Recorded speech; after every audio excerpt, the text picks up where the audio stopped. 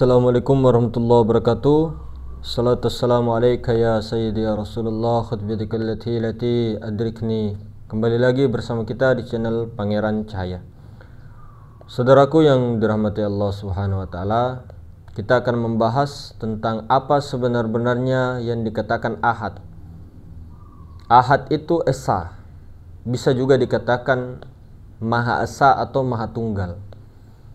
Yang mana sebenarnya Maha Esa itu, Kang Mas? Yang mana sebenarnya Maha Tunggal itu? Apakah hanya Maha Suci yang meliputi segala sesuatu itu? Ataukah yang mana? Kalau kita hanya mengatakan Maha Suci, berarti zat saja. Sementara dikatakan Allah itu esa pada zatnya, sifatnya, asma dan af'alnya. Nah, di situ sudah jalan. Yang dimaksud esa itu dijelaskan di dalam surah Al-Ikhlas. Semua pengikut Sayyidina Muhammad Rasulullah sallallahu alaihi wasallam pasti tahu surah Al-Ikhlas, ya. Jadi surah Al-Ikhlas itu memang surah-surah pendek. Surah-surah pendek. Di situ dikatakan Al-Ikhlas itu arti sebenarnya adalah memurnikan keesaan Allah Subhanahu wa taala. Jadi Al-Ikhlas itu artinya memurnikan keesaan Allah Subhanahu wa taala atau memurnikan ketauhidan kepada Allah Subhanahu wa taala. Nah, di situ dikatakan Qul huwallahu ahad. Qul huwallahu ahad. Qul huwallahu ahad. Katakan wahai Muhammad, aku Allah ahad. Nah, penjelasan surah Al-Ikhlas ini tentunya diambil dari surah Al-Fatihah yang 7 ayat. Kemudian dirakam menjadi 4 ayat. Jadi surah Al-Ikhlas ini induknya itu ada di dalam surah Al-Fatihah. Nah, Al-Fatihah ini rakamnya ada di martabat 7. Jadi sebenarnya Al-Ahad itu, Ahad yang dikatakan wahai Muhammad, katakan wahai Muhammad, aku itu Allah Ahad. Nah, jadi kalau kita mengambil dari martabat 7, yang pertama adalah martabat ahadiyah. Nah, ahadiyah dikaitkan dengan surah Al-Ikhlas. Otomatis ayat pertama itu Qul huwallahu ahad. Nah, ini ayat pertama. Nah, Al-Ikhlas nanti ini kita bagi 7. Nah, martabat ahadiyah itu jatuh pada ayat Qul huwallahu ahad. Nah, jadi kita akan menjelaskan tentang keahad. Ahad, sebenar-benarnya ahad itu yang mana? Nah, sebenar-benarnya ahad itu adalah yang 7 martabat.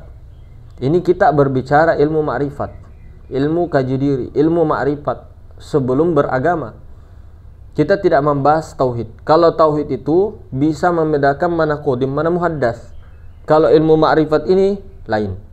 Sebentar.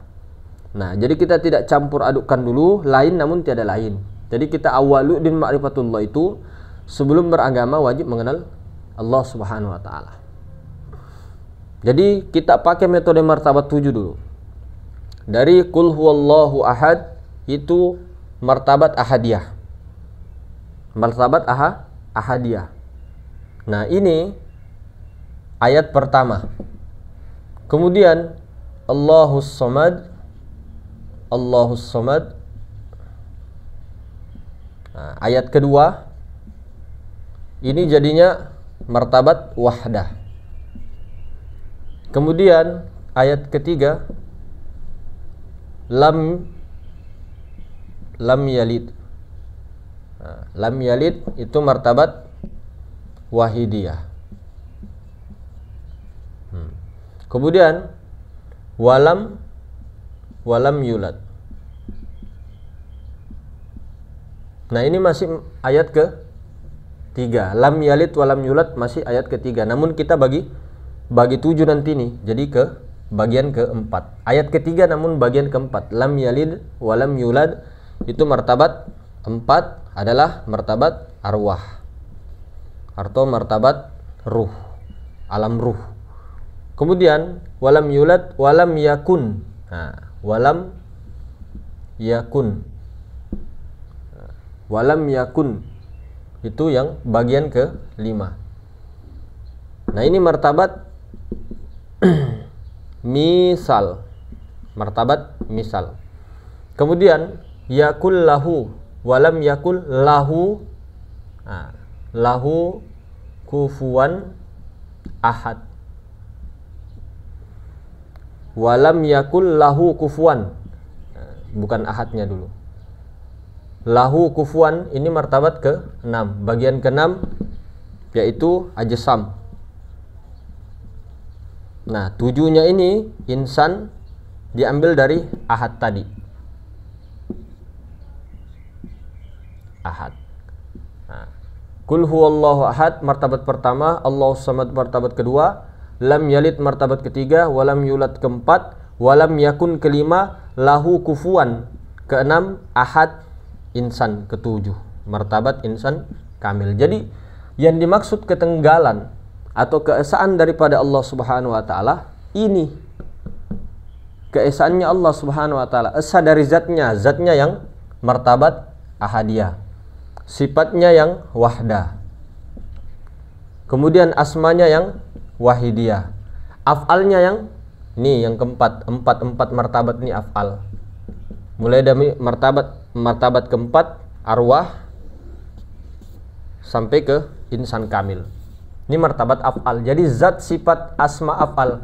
Katakan hai Muhammad, katakan wahai Muhammad, aku Allah, Allah, aku Allah, ahad. Ini ahad. Ahad itu dari zat, sifat, asma, af'al. Jadi awal itu zat, akhir itu sifat. Awal itu zat, akhir itu sifat, asma itu batin, kemudian zohir itu af'al. Zohir. Nah, ini semua hadirin. Kalau kita paham martabat 7, alhamdulillah. Nah, kalau kita turun atau naik ya, naik di tauhid, di akidah, di hakikat, di tauhid. Nah, baru qadim yang 3 ini. Nah, martabat qadim kita namakan nur ilahi. Nah, kalau ini martabat muhaddas, nur Muhammad. Nah, ini di tauhid. Kalau di ma'rifat, zat, sifat, asma, af'al, itulah nur atau mazhar kenyataan Allah. Tapi jangan katakan af'al itu Allah, jangan katakan ini itu Allah, jangan ditunjuk. Itulah katakan, hai Muhammad, aku tuh esah, aku tuh ahad. Nah, jadi semua ini adalah ketunggalan keesaannya Allah Subhanahu wa taala. Namun di mana Allah Subhanahu wa taala tidak bisa disebut, tidak bisa ditunjuk, tidak bisa dimacam-macamkan apapun. Hakikat Allah Subhanahu wa taala bukan zat, sifat, asma dan af'al. Di luar semua itu. Allah itu bukan hakikat Allah ya, kun hizat atau Rabbul Izzat itu bukan hanya zat, bukan hanya sifat, asma, af'al. Zat, sifat, asma, af'al ini adalah nurnya, adalah tajalli dirinya, ketunggalannya. Namun hakikat Allah Ta'ala dibalik meliputi segala sesuatu itu. Nah, zat ini maha suci, maha ruang. Zat ini kosong ini. Nah, yang kosong ini bukan kosong tidak ada, yang kosong wujud-wujud yang keberadaan mutlak. Nah, sifat. Nah, sifat itu ruh semesta alam. Nah, asma itu batinnya 4 unsur. Batinnya ya, halusnya 4 unsur. Nah, af'al 4 unsur. Api, angin, air, tanah. Itulah yang dimaksud keesaan Allah Subhanahu wa taala. Kalau kita di makrifat, kalau di tauhid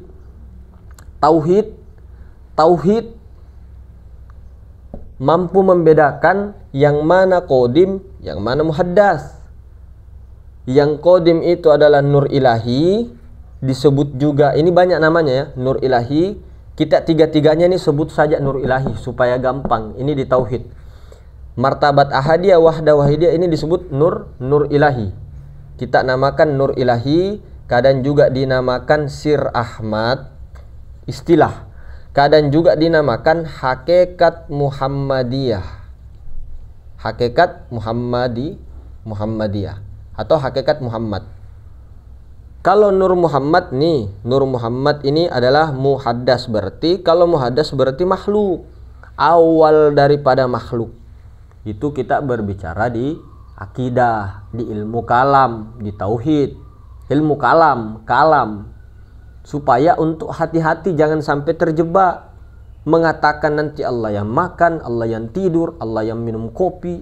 Itu dijaga. Makanya tauhid awam yang paling pertama di kalangan ahlu sunnah wal jamaah itu Asy'ariyah Maturidiyah, dengan mengetahui mana yang qadim, mana yang muhaddas, supaya terbagi. Jangan sampai kita hanya belajar ini saja terus salah paham, ma'rifat saja tapi tidak ada ilmu tauhid, ilmu kalamnya, berbahaya juga. Jadi keempat-empatnya tuh ada.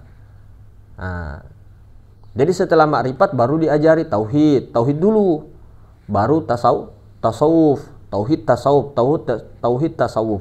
Di Mekah begitu, tauhid tasawuf selama 13 tahun. Baru fikihnya di Madinah kurang lebih 10 tahun. Jadi 23 tahun baginda Nabi SAW. Nah, makrifat itu sudah masuk di situ, pengenalan awal sebelum mengucapkan 2 kalimat syahadat. Nah, baru belajar tauhid, yang mana qadim, yang mana muhaddas. Muhaddas itu ya Nur Muhammad, qadim itu ya Nur Ilahi. Namun Nur Ilahi kalau masuk lagi ke dalam tauhidnya khawasul khawas, Nur Ilahi itu hakikat Muhammad, Sir Ahmad. Nah, ini juga yang bernama Allah. Ini yang bernama Muhammad. Ini yang dikatakan Tuhan Rabbul Alamin. Rabbul Alamin, Tuhan semesta alam. Nur Ilahi ini Tuhan semesta alam. Qadim dia, qadim. Nah, kalau ini dikatakan hamba. Namun hakikat hamba kalau di makrifat nih, hakikat hamba memang agak sulit, maksudnya begini-begini. Iya, kalau kita tidak membuka hati kita, kalau kita tidak mau membuka ini secara syariat, namun hakikatnya ya Allah Ta'ala yang semua pahamkan. Sebenarnya simple. Kemudian di makrifat ini setelah tahu keesaan Allah dari zat, sifat, asma, af'al, ini nurnya semuanya. Kalau hakikat Allah Ta'ala itu yang Rabbul Izzati, berulang-ulang kita mengatakan. Makanya Syekh Yusuf Al-Makassari, Tuan Tasalamaka, mengatakan kalau berbicara tentang kunhi zat atau Rabbul Izzati, apapun itu katakan pertama tidak. Kalau ada mengatakan Tuhan yang sebenarnya, hakikat Allah Ta'ala sebenarnya itu begini, tidak. Allah tidak begitu. Hakikat Allah Ta'ala loh ya, Rabbul Izzati tidak begitu. Kalau ada mengatakan Allah itu berzat, hakikat Rabbul Izzati tidaklah berzat. Berarti tidak berzat, Mas. Zat, sifat, asma, af'alnya itu sudah terkandung di dalam Rabbul Izzatinya, cuma jangan katakan. Di sini sudah ada sebenarnya Rabbul Izzati sebelum dizohirkan. Cuma memang ada yang paham ulama tidak mengambil kata-kata Rabbul Izzati. Dia hanya mengambil martabat ahadiyah, la ta'yin langsung. Jadi sudah masuk di situ. Sudah masuk di martabat ahadiyah tadi. Yang Rabbul Izzati itu sudah masuk di sini. Tapi kalau kita tidak, untuk hati-hati, karena masih banyak yang mengatakan ahadiyah ini alam. Nah, sementara Allah itu bukan alam. Nah, di atas daripada alam itu, hakikat semesta, hakikat alam semesta. Nah, bukan. Jadi kita memakai paham yang Rabbul Izzati itu di atas martabat yang tidak bisa lagi disebut. Maka kalau sudah sampai di sini, di zat ini, di Maha Suci ini, wajib diam, mekok semekok-mekoknya. Nah, kalau kita hadirin semulakan Allah Subhanahu wa Ta'ala, untuk ma'rifat, untuk awaluddin ma'rifatullah, ketahui dulu awal-awal yang dijadikan Allah. Jadi awal-awal yang dijadikan Allah, dan kita mengetahui yang kedua, mengetahui asal mula kejadian diri kita. Asal mula kejadian dari kita, yang dimaksud diri kita ini yang mana sebenarnya? Jiwa. Namun jiwa ini berkebutuhan berlahirkan kepada jasmani. Jadi jasmani itu Adam. Nah, Adam atau tubuh itu terjadi dari api, angin, air, tanah. Nah, tubuh kita ini dari Nabi Adam. Nabi Adam ini dari tanah, tanah dari air, air dari angin, angin dari api. Nah, itu asal kejadian diri kita, diri jasmani kita. Diri ruhani kita itu dari Nur Muhammad. Dari api, angin, air, tanah ini juga dari Nur Muhammad. Nah, dari Nur Muhammad. Nur Muhammad ini dari Nur Ilahi. Nur Ilahi ini dari hakikat yang tidak bisa disebut. Itulah hakikat Allah Subhanahu wa Ta'ala. Jadi yang dimaksud keesaan Allah Subhanahu wa Ta'ala, hakikat sebenar-benarnya Allah Ta'ala tidak bisa disebut. Kalau keesaannya ini dari zat, sifat, asma dan afal. Ini kalau kita berbicara ma'rifat yang sebenar-benarnya. Nah, ini ma'rifat memang susah diterima orang karena ini memang dikatakan al-muntahi, terlalu tertinggi, terlalu tinggi. Terlalu tinggi karena kita tidak pernah dengar, dan kita itu selalu dipahamkan dari dulu, tidak pernah juga dipahamkan yang seperti ini. Jadi dikatakan tinggi ataupun dikatakan ilmu baru karena kita yang baru mendengar, padahal ini ilmu tua. Kaji ini kaji tua, kaji tua, bukan ilmu baru, bukan ilmu bid'ah, bukan ilmu baru. Ini dari dulu sudah ada, hadirin semulakan, dari sejak abad-abad dulu. Nah, cuma ketika kita dijajah Belanda disembunyi oleh orang tua kita, dijajah Inggris, dijajah Prancis, dijajah apa, semuanya disembunyi oleh orang tua kita. Karena mereka para penjajah tidak suka dengan ilmu-ilmu seperti itu. Maka dikirimlah oleh beberapa para POC penjajah daripada pribumi-pribumi disekolahkan di luar negeri untuk menentang ilmu-ilmu seperti ini. Bahkan sekelas Syekh Abdul Karim Al-Jili itu saja disuruhnya untuk disesatkan. Seperti kitab Insanul Kamil itu disesatkan oleh ulama-ulama yang tidak mengerti. Nah, bahkan ulama-ulama yang mengatakan begini-begini, Syekh Abdul Karim Al-Jili itu sesatlah dan sebagainya lah, Siti Jenar sesatlah. Kalau tidak paham jangan komen sebenar-benarnya, karena orang-orang yang mengalami lah itu yang paham. Jangan sampai kita mengatakan kita ini alim, kita ini begini, baru kita sudah menguasai semua ilmu. Tidak. Ada alim, ya, ada alim di bidang ilmu fikih, ada alim di bidang ilmu ma'rifat, ada alim di dalam ilmu tasawuf, ada alim di dalam ilmu tauhid. Cuma yang kesempurnaannya itu adalah alim di bidang keempat-empat itu semua, tapi jarang sekali, jarang. Paling-paling itu alimnya di bidang fikih saja, atau tasawuf saja, jarang. Atau dua-duanya, tasawuf dengan fikih, atau tiga-tiganya tapi makrifat tidak. Ada yang seperti itu. Nah, jadi sebenarnya pembimbing atau penunjuk jalan itu ada dua sebenarnya. Ada yang ummi, ada yang memang fatona, cerdas, menguasai semua ilmu, empat-empatnya. Ada juga yang dia hanya menguasai dengan pakemnya masing-masing. Kalau pembimbingnya kita mau belajar tauhid, ya belajar sama ulama yang ahli dalam pembimbing tauhid. Kita mau belajar ilmu ma'rifat, ya belajar sama orang yang ahli dalam ilmu ma'rifat itu. Kalau kita mau belajar ilmu fikih, ya belajar sama ilmu fikih. Jangan belajar sama orang-orang yang tidak pernah belajar fikih, atau dia tidak pernah mendalami ilmu fikih meskipun dia orang ma'rifat. Nah, sesuaikan sama siapa orang bertanya. Nah, tidak mungkin kita ini mau beli ikan bertanya kepada penjual obat, salah resep nanti. Nah, jadi begitu. Jadi ada bidangnya masing-masing. Namun ada yang menyimpan, mengetahui segalanya itu, empat-empatnya itu. Ada yang menguasai keempat-empatnya, tapi itu jarang. Itu biasanya kutub itu, yang seperti itu empat-empatnya dikuasai, fikih dikuasai, ilmu-ilmu tasawuf dikuasai, dan dia tasawufnya mursyid juga di dalam ilmu tarekat. Nah, fikih juga, tauhid sama makrifat dikuasainya semua. Ada yang seperti itu. Cuma ilmu makrifat ini jarang sudah. Tapi sekarang Allah Subhanahu wa Ta'ala sudah buka. Yang dulu dibahas sering itu tauhid, fikih, tasawuf. Kadang tauhidnya dihilangkan atau tasawufnya dihilangkan. Nah, makrifat ini sudah dimunculkan ke permukaan. Jadi makrifat sekarang sudah dimunculkan. Dikira ilmu baru, padahal ilmu tua yang sudah lama disembunyikan. Disembunyikannya bukan disembunyikan apa, karena memang dulu kita pernah dijajah dan sebagainya. Nah, jadi kita sistemnya di sini bukan kita belajar makrifat dulu deh, nanti aja syariatnya, tidak, berbarengan semuanya, pelan-pelan, berbarengan semuanya.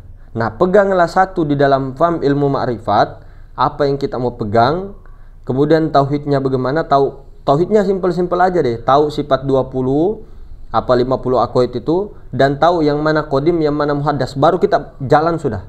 Jalan, jangan terlalu lama di keilmuan, jangan terlalu lama di ilmu ma'rifat kaji diri yang terlalu banyak, yang terlalu ribet.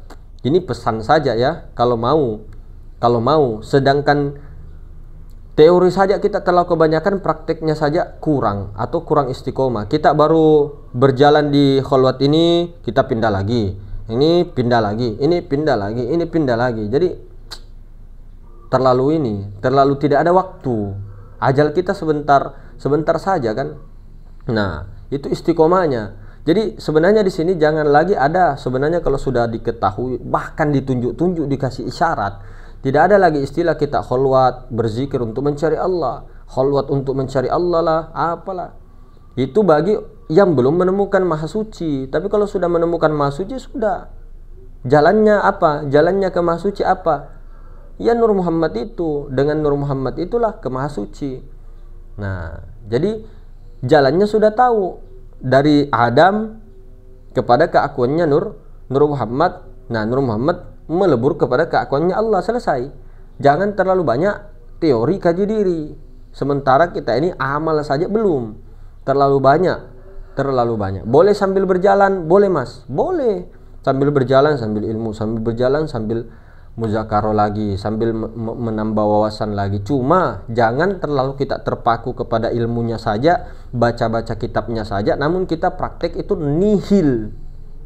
Nah, jangan juga kita menafikan kitab, jangan juga kita menafikan Al-Quran, Sunnah, hadis dan sebagainya, ulama, perkataan-perkataan ulama, zikir-zikir ini, tidak. Jangan. Jadi jangan juga kita itu seperti seolah-olah yang merasa paling ma'rifat baru mengucilkan orang-orang fikih, jangan. Memarahi orang-orang fikih, jangan. Jangan juga kita merasa ma'rifat terus tidak memarahi orang-orang yang berzikir, tidak. Nah, berzikirnya orang ma'rifat itu untuk mengistiqomahkan tazkiyatun nafs, membersihkan jiwanya supaya dia mampu istiqomah, bukan lagi berzikir untuk mengingat Allah, bukan lagi berzikir untuk mencari Allah, bukan. Orang-orang yang sudah awaluddin ma'rifatullah. Tapi kalau dia mulai dari syariat dulu, kemudian toriko, nah itu baru sampainya 60 tahun, 50 tahun belum tentu. Itu masih dalam konteks mencari Allah. Allah yang kucari, di mana-mana Allah yang kucari. Kalau sudah awaluddin ma'rifatullah baru ke syariat, untuk apa mencari Allah? Allah sudah nyata senyata-nyatanya. Sudah nyata sekali Allah Ta'ala meliputi segala sesuatu. Nah, begitu. Jadi perlu kita ini kan kembali. Jadi yang dimaksud tadi, kembali lagi, yang dimaksud tadi ahad itu adalah ketunggalan ataupun keesaan dari zat, sifat, asma dan af'al. Itu ahad. Ada di surah Al-Ikhlas. Surah Al-Ikhlas tadi terbagi 7 bagian. Yang mana tadi? Qul huwallahu ahad, Allahus samad 2, lam yalid 3, walam yulad 4, walam yakun 5, lahu kufuwan 6. 7 ahad, 7 martabat Al-Ikhlas itu. Nah, masuk lagi di Al-Fatihah, bismillahirrahmanirrahim, sampai waladdallin. Nah, sudah, itulah pentingnya. Nah, jadi itu sudah. Jadi sebenarnya yang keesaan itu, ketunggalan itu yang dimaksud. Jadi bukan hanya di diri kita, bukan hanya di diri kita. Ya memang pada diri ini ada zat sifat asma af'al. Ada zat sifat asma af'al. Mana buktinya? Nah, sir kita itu zat. Sir itu yang bening, alif bening itu sir. Nah, alif bening zat. Oke, nyawa kita sifat. Apalagi? Hati kita asma. Nah, kemudian apalah? Tubuh kita af'al. Zat sifat asma af'al. Tapi bukan hanya pada diri kita. Itu mazhar, kenyataan zat sifat asma af'al, tubuh, hati, nyawa, rahasia ada pada diri kita masing-masing, setiap manusia. Zat sifat asma af'al, zat sifat asma af'al, zat sifat asma af'al, bahkan seluruh itunya ada zat sifat asma af'al. Nah itu namun jangan hanya pada diri kita keesaan itu ada. Ketunggalan itu semua meliputi dari ini martabat ahadiyah, wahdah, wahidiyah sampai insan kamil. Di orang juga ada. Jadi jangan kita memandang af'al Allah pada kita saja baru orang tidak. Kita marahi orang namun kita tidak mau balik dimarahi. Tidak. Apalagi sudah mengatakan mutu qabla mutu, tidak ada lagi strata di situ. Dalam pandangan sir itu tidak ada. Tidak ada ini, tidak ada itu, tidak ada ini, tidak ada itu, tidak ada. Namun itu di sirnya. Nah, sirnya bukan mulutnya. Ilmu syariat itu di mulut, ilmu ma'rifat itu di sir. Sir itu di mana? Rahasia yang paling dalam. Di baliknya ruh itu nah, di balik nyawa itu nah, sir. Itu yang disuruh diam. Bukan ini. Bukan hati. Bukan nyawa. Nyawa itu merasa dia. Rasa. Nah, rasakan yang kodim. Nah, di mana rasanya? Kalau rasanya rasanya muhaddas ya, dia itu manusia, hewan malah. Namun rasanya itu di kodim, nah itu yang disebut hamba yang sejati. Rasanya itu nah, titik fokusnya rasanya itu nah, di mana ya? Di pikiran kau, oh berarti kamu anas, manusia. Di mana rasanya? Di rasa kodim kah atau di rasa muhaddas? Yang mana mas? Yang dimaksud kodim muhaddas? Ini nah, nur ilahi kodim, nur Muhammad muhaddas. Namun sebenar-benarnya nanti kalau sudah paham dan sudah diam sediam-diamnya, zat sifat asma af'al itu awal akhir zahir batin, di mana tidak melihat Allah Ta'ala? Bukan kita mengatakan alam semesta itu Allah, tapi alam semesta itu dari nur Muhammad bahannya. Nur Muhammad dari nur ilahi bahannya. Nur ilahi dari hakikatnya Allah Ta'ala. Nah, awal akhir zahir batin jelas, sangat nampak, tidak perlu dicari-cari, tinggal disadari, tinggal dirasakan dengan betul-betul pandangan itu, disuhudkan betul-betul sampai fana. Itu yang mau dikerjakan, bukan mencari Allah. Rugi benar kita ini belajar baru mencari Allah terus. Menyatakan itu juga sudah nyata. Sudah nyata, tinggal dirasai saja, tinggal disuhudkan saja sampai fana. Nah, supaya tidak terjebak, nah pakai jalur ini, tauhid ini. Qadim muhaddas. Qadim itu yang nur ilahi. Yang qadim itu yang bening itu. Nah, meliputi luar dalam, bukan Allah ada di dalam, bukan juga Allah hanya di luar, tidak bisa ditunjuk. Disuruh kamu mekok, semekok-mekoknya, yang mananya mekok, yang di dalam, paling dalam lagi, tembus lagi sampai sir. Nah, sir itu kodim dia. Sir itu kodim. Maha ruang, maha suci itu kodim. Nah, jadi mungkin begitu hadirin sekalian. Assalamualaikum warahmatullahi wabarakatuh.